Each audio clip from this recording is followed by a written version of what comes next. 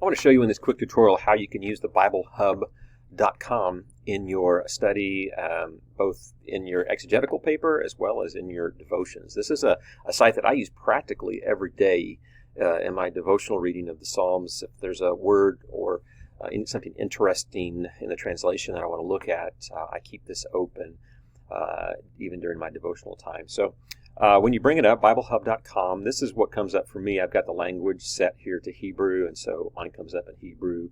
So you can do that over here. There's also, as you can see, lots of other languages, in Greek if you want to be in the New Testament, or Septuagint for that matter, the Old Testament.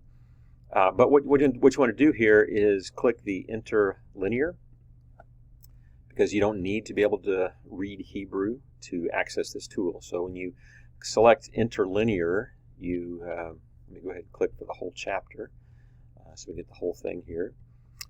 You see, of course, Hebrew reads from left to right, and so we start here on the left. Blessed is the man who not does walk in counsel of the ungodly. And what you get is the actual Hebrew word order here, where you can see that actually the verbs here are placed at the end of each phrase.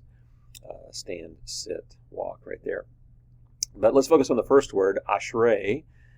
We understand, its part speech is down here below. This is an interjection.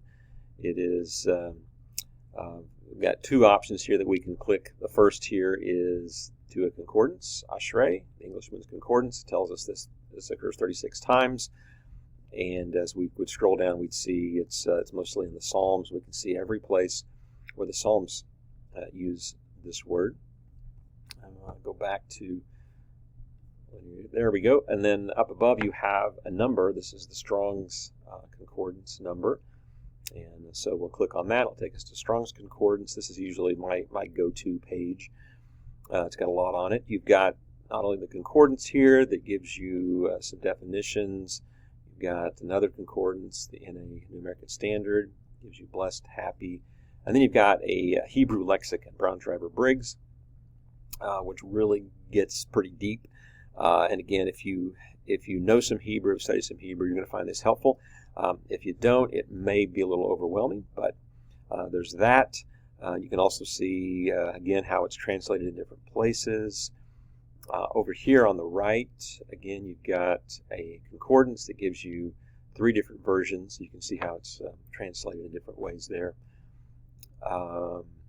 You've also got, let's say here, English, but I guess we've already been there, haven't we? But that is a way that you can study the Hebrew words without knowing Hebrew using Biblehub.com.